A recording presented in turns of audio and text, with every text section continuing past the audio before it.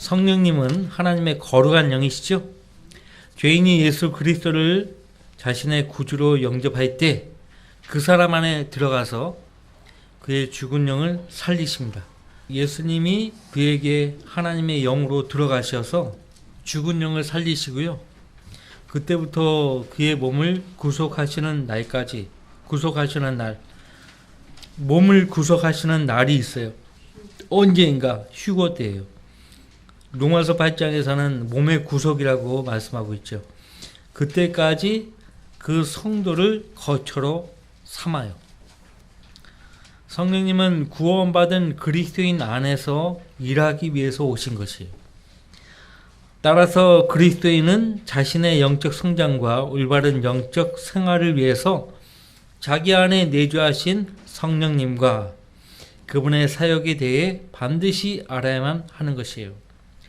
삼위일체 하나님의 한 인격이신 성령님, 곧 구원받은 사람 안에 거하시는 성령님에 대한 지식은 대다수의 그리스도인이 가장 많이 오해하거나 무지한 분야라고 할 수 있어요. 성령님이 영이신데 인격체라고 하니까요, 좀 이해가 안 되실 거예요. 인격, 하나님의 형상대로 우리가 사람으로 지음을 받았죠. 하나님께는 신격이 있고요, 인격이 있어요. 하나님은 사람이 아니시라고 민수기에서 말씀하고 있는데 왜 하나님께 인격이 있다고 이야기하는가? 환원해서 말하면 인격을 지닌 사람은요, 하나님에 의해서 창조된 존재예요. 그렇죠? 인격이 하나님에게서 온 거예요. 하나님도 인격을 갖고 있고 동시에 신격을 갖고 있어요. 인격과 신격을 다 갖고 있죠. 쉽게 더 이야기하면 하나님은 신성과 인성을 가지고 계신 분이십니다. 신성과 인성을 동시에 가지고 이 땅에 오신 분이 예수 그리스도시죠. 성령님은 단지 어떤 영향력이나 하나님께서 우리에게 나누어 주시는 어떤 능력이 아니고 완전한 인격을 지니신 하나님이십니다. 이제 우리는 그리스도인의 삶 속에서 성령께서 하시는 일이 무엇인지를 공부함으로써 이 문제를 해결할 것이에요. 인격을 갖고 계신 분이기 때문에 교제가 가능해요. 짐승은 인격이 없기 때문에 사람과 짐승 간에 교제가 이루어질 수 없어요. 개 보고 막 엄마 아빠라고 하면 곤란해요. 인격을 가지고 있지 않기 때문에 사람과 어떠한 소통도 대화도 할 수 없어요. 근데 지가 살기 위해서요, 응해주는 거죠. 말귀를 알아듣는 것처럼 행동하고 그렇게 하는 거죠. 대화는 안 되는 거예요, 원래는. 예. 자, 성령님은 어디에 계십니까? 성령께서는 구원받은 그리스도인의 몸 안에 거하시는 거예요. 이 땅에서 성령님의 유일한 거처는 어떤 눈에 보이는 장소나 건물이 아니라 구원받은 성도의 몸이에요. 그분께서는 죄인이 예수 그리스도를 믿고 영접하는 순간 그 사람 안에 들어가셔서 그 사람을 영원한 거처로 삼습니다. 또 내가 아버지께 기도하겠고 그분께서 다른 위로자를 너에게 주시리니 그가 너희와 함께 영원히 거하시리라. 영원히 거하시리라. 진리의 영인 그를 세상은 영접할 수 없으니 이는 세상이 그를 보지도 못하며 또한 알지 못하기 때문이라. 그러니까 구원받지 않은 사람들과는 대화가 안 돼요. 대화가 불가능해요. 부부라면 얼마나 답답하겠습니까? 부모 자식이라면 얼마나 깝깝하겠습니까? 대화가 안 되니까요. 그래서 가족이라면, 친구라면요, 소통하려면요, 구원받아야 돼요. 거듭나야 돼요. 거듭났어도 대화가 안 돼요. 왜? 하나님 말씀에 대한 믿음을 가지고 있지 않은 사람과는 우리가 또 대화가 안 되죠. 또한 너희 몸은 너희가 하나님으로부터 받은 바 너희 안에 계신다고 했어요. 성령의 전인 것을 알지 못하느냐. 성령의 전이 우리 안에 있는 것이 아니라 성령께서 우리 안에 거하시는 거예요. 그분의 전이 된 거예요. 우리 몸이. 너희는 너희 자신의 것이 아니라 너희는 값을 치르고 산 것이니 그러므로 하나님의 것인 너희 몸과 너희 영으로 하나님께 영광을 돌리라. 너희 몸과 너희 영이 누구의 것이라고요? 하나님의 것이에요. 너희가 아들들이므로 하나님께서 자기 아들의 영을 너희 마음속에 보내시어 아바 아버지라 부르짖게 하셨느니라. 어느 집에 들어가서 살려면 그 집을 소유해야 돼요. 소유하지 않고 들어가면 무단 침입죄가 되는 것이죠.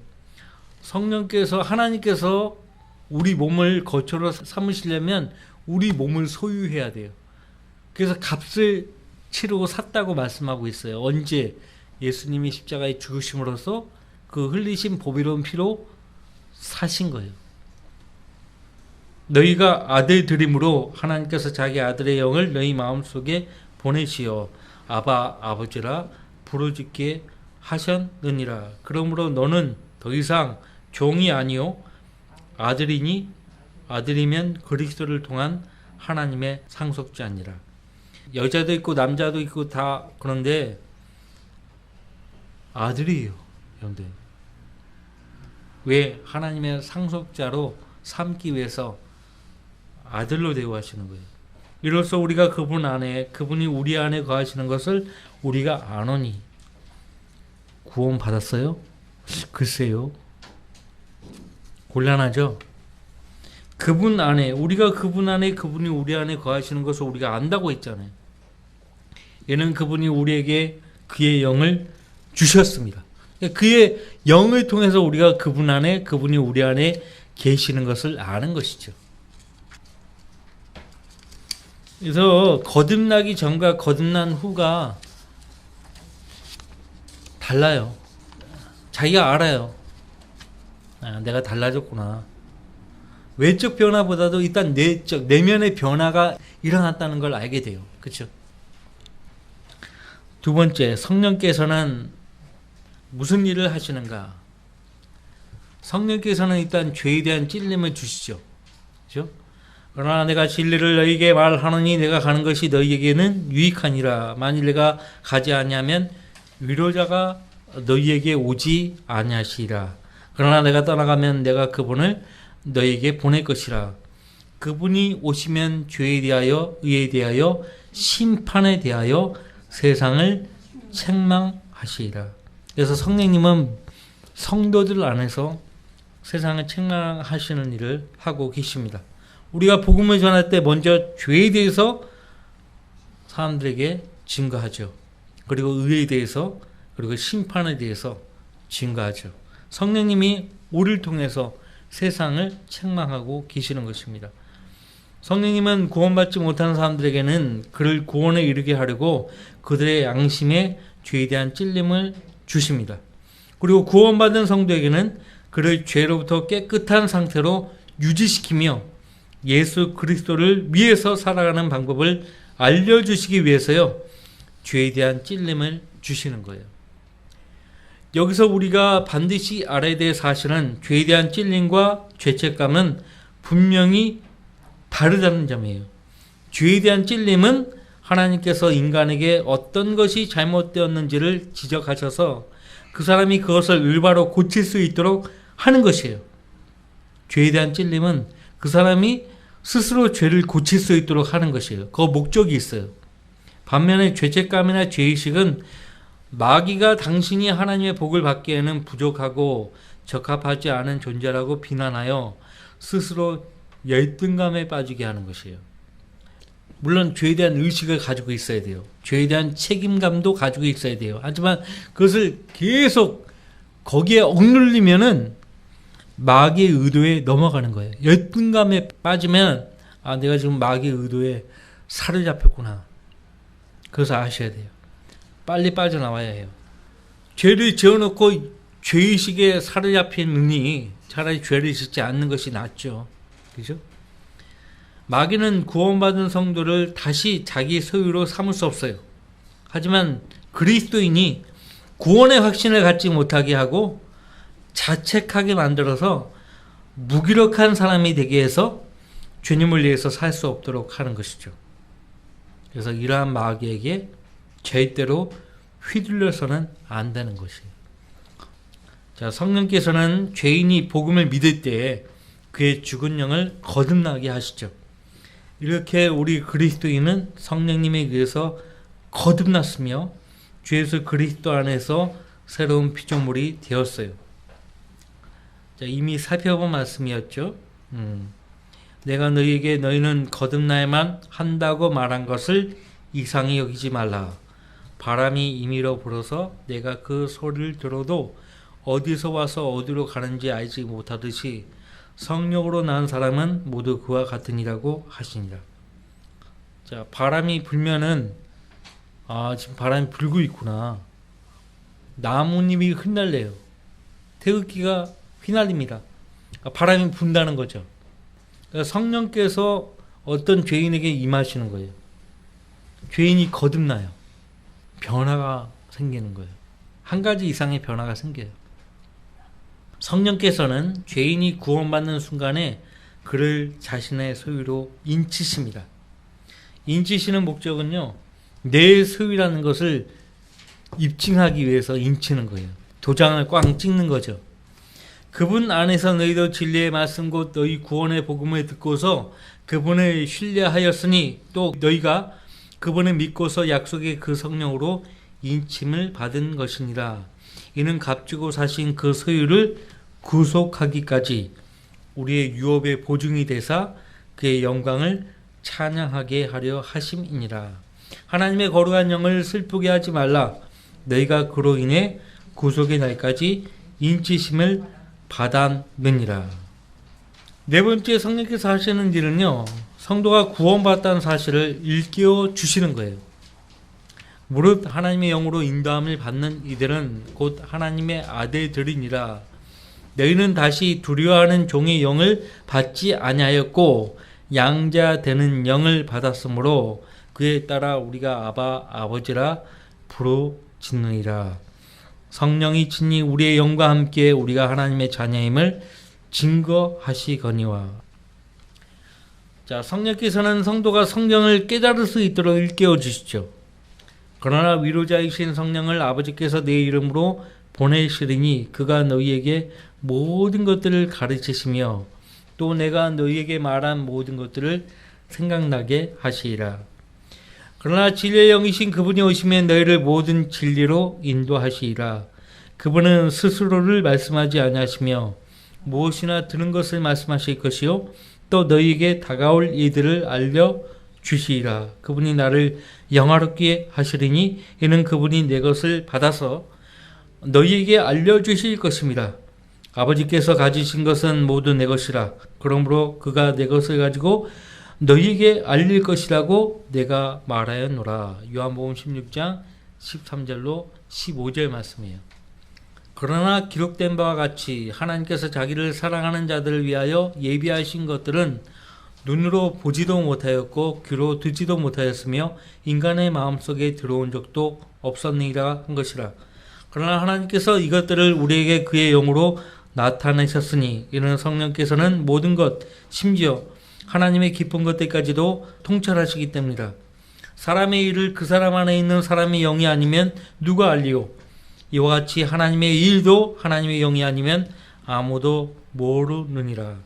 우리가 세상의 영을 받지 아니하고 오직 하나님께로부터 온 영을 받았으니 이는 우리로 하나님께서 우리에게 값없이 주신 것들을 알게 하려 하심이라. 또한 우리가 그것들을 말하되 인간의 지혜가 가르치는 말로 하지 아니하고 성령께서 가르치시는 말로 하나니 영적인 이들을 영적으로 비교하여 말하느니라. 일반 교회에는요, 거듭나지 않은 사람들로 많이 모여있기 때문에 영적인 대화가 이루어질 수 없어요. 그래서 영적인 대화가 없어요. 여러분들이 다 겪어오셨잖아요. 겪어보셨잖아요. 진정한 영적 대화를 우린 못한 거예요. 자, 성령께서는 성도가 기도할 때 그를 위해서 중보하십니다. 중보하세요. 하나님과 그 성도 사이에서요, 그 성도를 하나님과 연결을 시키는 거예요. 중보라는 것은 그것이에요. 예수님이 하나님과 사람 사이에 중보자가 되신다고 했잖아요. 이와 같이 성령께서도 우리의 연약함을 도우시나니 이는 우리가 마땅히 기도해야 할 것을 알지 못하나 성령께서 친히 말할 수 없는 신음으로 우리를 위하여 중보하시기 때문이라. 마음을 살피시는 분이 성령의 생각이 무엇인지 아시나니 이는 그분이 하나님의 뜻대로 성도들을 위하여 중보하시기 때문이라. 성령께서는 여러분을 너무나 잘 아시는 거예요. 여러분의 필요가 무엇인지 너무나 잘 아세요. 근데 우리가 마땅히 하나님께 기도를 해야 되는데 그걸 하지 못하니까 성령께서 말할 수 없는 신음으로 우리를 위해서요, 우리를 대신해서 하나님께 중보를 하신다는 것이에요. 그러니까 성령님이 가장 좋아하는 성도가 누굴까요? 성령님이 가장 좋아하는 성도, 하나님의 뜻을 아는 성도예요. 그리고 하나님 뜻대로 기도하는 거예요. 가장 좋아하시겠죠. 그죠? 자, 성령께서는 7번째 말씀으로 성도를 위로하시죠.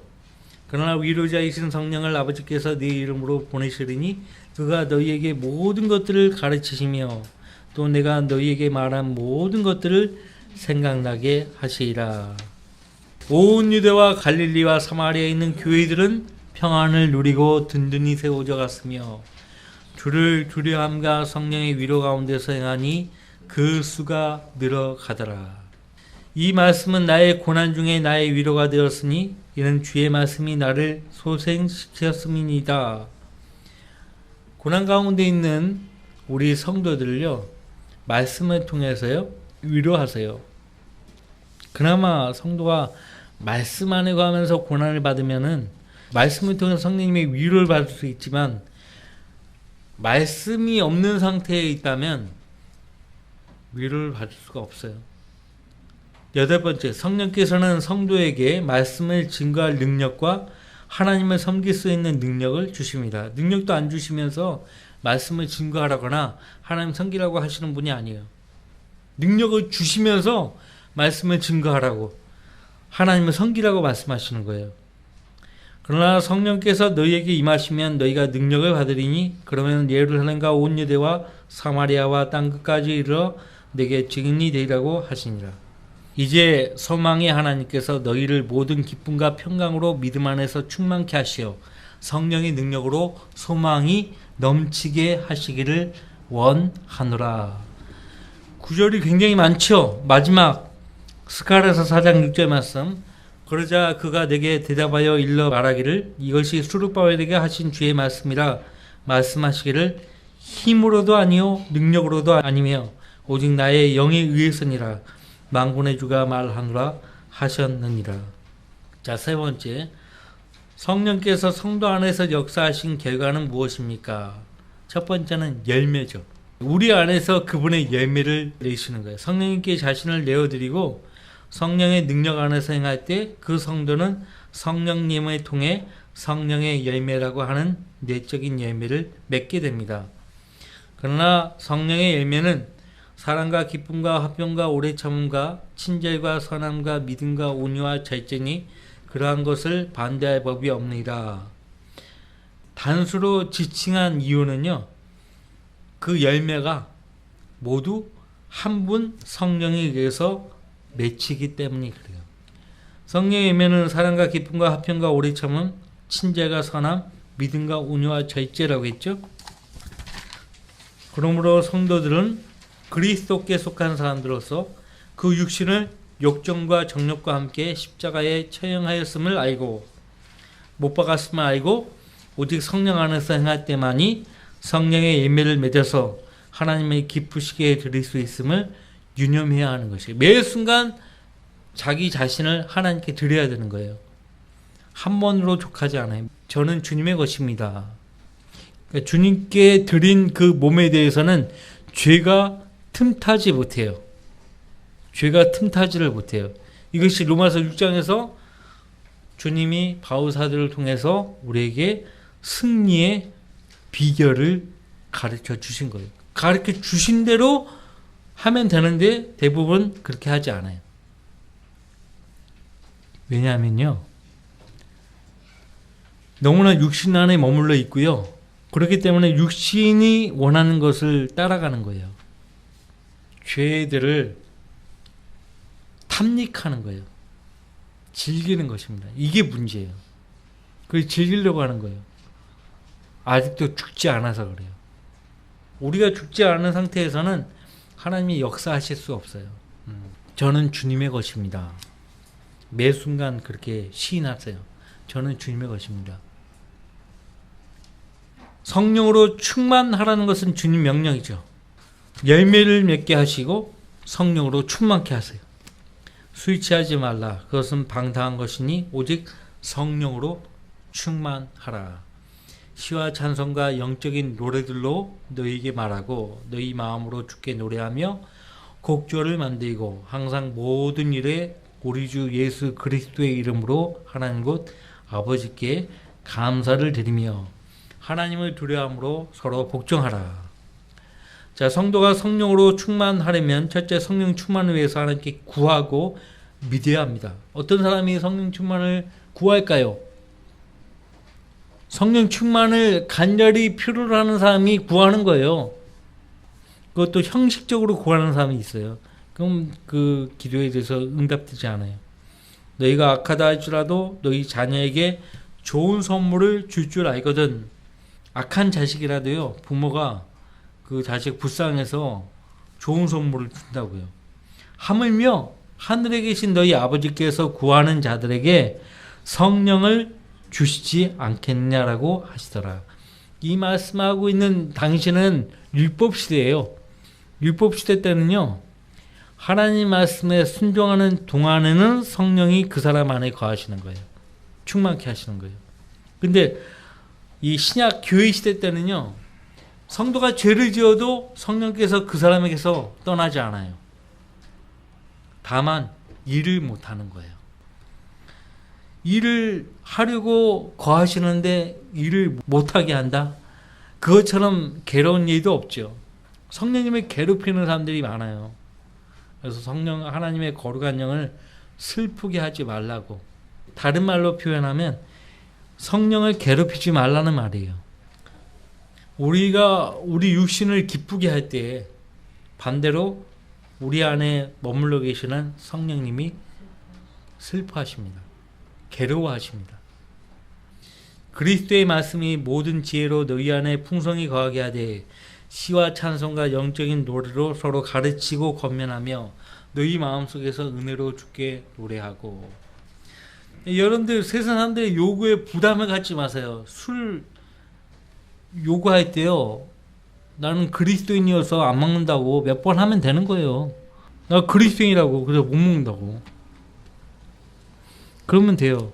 나는 원래 술 못 먹는다고, 그리스도인이란 말 안 하고 나는 원래 술 못 한다고 이렇게 또 얘기하는 사람들이 있어요. 둘러대지 말고 나는 하나님의 자녀이기 때문에 할 수 없다고 그렇게 얘기하면 돼요. 그러면 두 번 다시 그렇게 요구 안 합니다. 하나님 말씀에 자기 생각을 흠뻑 적시면 적실수록 성령님과의 관계는 더욱 돈독해지고 친밀해집니다. 구원받은 사람은 누구나 구원받는 순간 성령님의 전부를 소유하게 되었어요. 하지만 성령께서 우리를 온전히 관장하시는 일은 하룻밤 사이에 일어나는 일이 아닙니다. 그것은 영적 성장에 따른 일생의 과정이고, 성도는 성경을 공부하는데 평생을 써야 하는 거예요. 주님 오시는 그 순간까지 말씀을 공부해야 돼요. 평생 학생이에요. 우리는 성령으로 충만해야만 생활 속에서 성령의 열매와 구령의 열매를 맺을 수 있어요. 성령으로 충만하지 않은 몸은 자아로 충만해져서 육신의 열매를 내게 되는 죄를 짓게 되는 것이에요. 교회까지 와가지고 육신적으로 행동하면 하나님이 그 사람을 계속 두고 보지 않습니다. 그러니까 내가 너무 육신적이다 그러면 교회 안에 있을 때는 조용히 있는 거예요. 그냥 실수하니까 가만히 있는 거예요. 그냥. 성령으로 충만하지 않은 것은 하나님의 명령에 복종하지 않은 죄예요. 따라서 우리는 늘 성령께서 우리 안에 충만해 주실 것을 구하고 말씀에 순종하는데 자신을 온전히 들어서 열매를 맺는 삶을 통해 하나님을 영화롭게 드려야 합니다. 말을 통해서 이렇게 마귀가 많이 역사합니다. 그러니까 꼭 필요한 말만 하는 거예요. 우리 여기 한 사람도 예의 없이 뭐 누구를 막 깎아내리고 믿음 생활을 못하게 할 그런 마음을 가지고 대하는 사람 아무도 없어요. 그러니까 설령 누가 내 가슴에 비수를 찌르는, 비수를 꽂는 그런 말을 한다 하더라도 악한 마음으로 한다고 생각하지 마세요. 근데 그렇게 자꾸 그런 식으로 얘기하면 곤란하겠죠. 조심해야 돼요. 자, 기도합시다.